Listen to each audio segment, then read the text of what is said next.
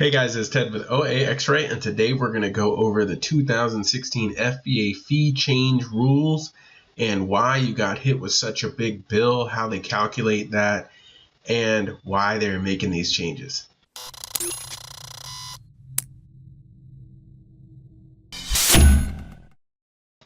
So right here I have the FBA fee change announcements, which was announced a few months ago. I believe it was back in like September. And the real big change on this was the fact that November and December, the price per cubic foot was going from 72 cents all the way up to $2.25. October, the prices went down a little bit, and they also actually helped the Amazon sellers a little bit because on the other end of things, they made the small size a little bit cheaper. They made the large standard size a little bit cheaper. And there's a few things of savings here that are happening. So essentially what Amazon is doing is they're incentivizing you selling more units quickly. And they are making it a disincentive for you to hold units in their warehouse. Because essentially what happens is in October, you're paying 54 cents. And in November, December, you're paying $2.25, which is 4.17 times what you would pay. So if you're paying $100 in October for the same amount of stuff, now you're paying $417 approximately in November, December. One thing that I think a lot of people never actually accounted for was the fact that they'd be sending in so much stuff in November that not only are they paying the additional 4.17, but they're also paying more because they have more in your inventory. Now let's talk about how Amazon calculates how much you have per cubic foot. So if you take a standard size item, they're going to measure the lengths of the item. So they're going to say this item is, I have this little shoebox thing here. It's 9 inches long, 4 inches across, and let's say 6 inches wide. So let's say it takes 6 of these to make a cubic foot. This item right here in our standard month is going to cost about 9 cents to store per month. After these fees, now this item, same exact item, now costs you about 50 cents, a little bit less than 50 cents to store.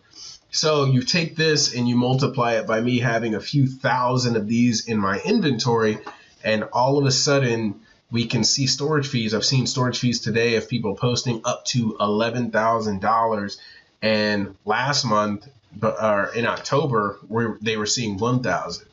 And the major thing is Amazon is doing a rolling 30-day inventory calculation. So let's just pretend on the first of the month you have 10 cubic feet of inventory, and then by the end of the month you've been equally growing, and by the end of the month you have 20 cubic feet of inventory. Amazon is going to say slice that down the middle. Let's just pretend your average is exactly 15. So what happens is a lot of people started off October, they started going crazy buying all this inventory. Let's say they doubled their cubic footage, their cubic feet of storage. Then you multiply that by 4.17, and all of a sudden their fees multiplied by 8 to 10. So it's very important that you keep track of just how much you have in inventory and make sure things are selling quickly. If you have things that have just been sitting there, Amazon is telling us Amazon is saying they do not want to hold your items. They do not want to be a warehouse. They want to be a fulfillment center. So they want to keep an item for a few days, get it in, get it out, and that's where they make their money. And that's why you see the drop in fees. Like some of these items, large standard size, 1 to 2 pounds, this will probably be a lot of items. Here, you save almost 30 cents in shipping. So if you were a seller and your inventory storage fees went up by $1,000 or $2,000, but you sold a lot of units, this can actually be beneficial to you, especially if you sell a lot of units, because every unit you sell, you're going to save about 30 cents per unit. So they are actually incentivizing you to sell more. Our oversized fees also went down some.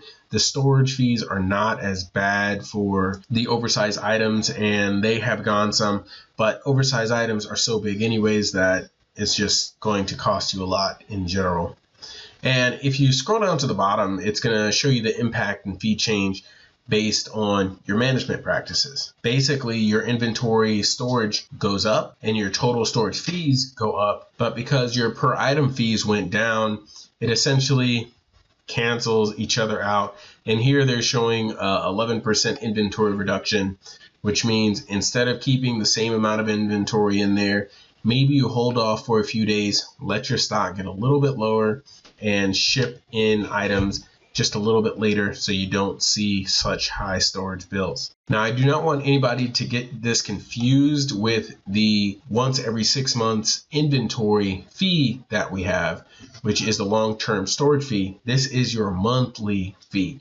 So you still have to worry about January, February when those long-term storage fees hit. Don't think this is the big inventory hit. And you're also going to have to remember in 2016, when they changed this policy, they also changed it so that any inventory, even if you only have one in stock, you're still going to pay the long-term storage fees.